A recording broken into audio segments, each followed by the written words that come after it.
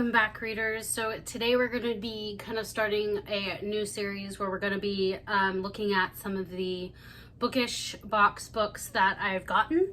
Since I started my subscription, I have started reading the books that I've gotten in those boxes.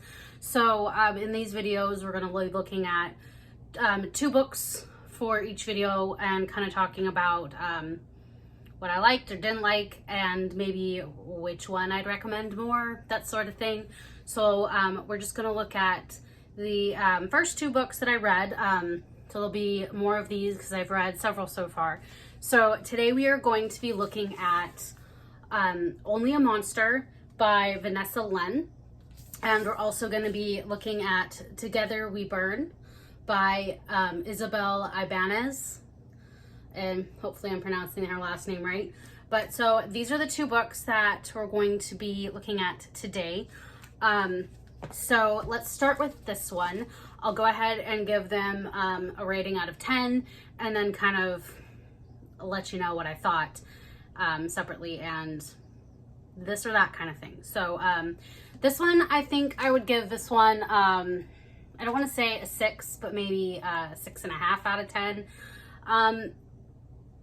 The thing with this one is it was good and it was, it was well written, but there's just aspects to the story that I didn't particularly care for.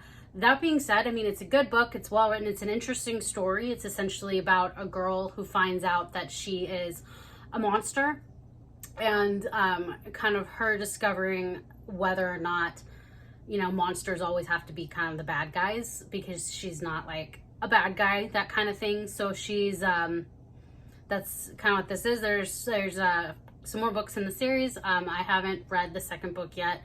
I'm considering still reading it, but we'll have to see if about that. So that's this one. And then the second one, Together We Burn, I think I would give this one a 7 out of 10. So with this one, again, it was a well-written book, and I really liked the characters in it. However, it's a little bit slow for me. I know you're thinking, books that like slow burn books that kind of like build into it. And I do like those kind of books, but this one I felt like it was just a little bit too slow to get into, and like the majority of the action is like on the last part of the book. It is just took a little too much to get there for me. So it's not like when we're talking about like say Twilight, where there's literally no action to the book until like the last chapter, but we won't discuss that because I could go off on a tangent there. But as I said, if you don't mind books that are heavily like slow build-ups, then you might like this, because like I said, it's a good book. It's well written. I like the characters. I didn't tell you kind of what it's about. What it's about is it's kind of like it's set in a world where there's like it's kind of like bullfighting, but instead of bulls, it's dragons. So it's set in like kind of that mythical fantasy kind of setting. But it's, dragons, mythical creatures, instead of like a bull. But so the main girl, her family is trying to like build back the respectability after like a horrible tragedy happens, yada yada. Just like an easy way to explain it.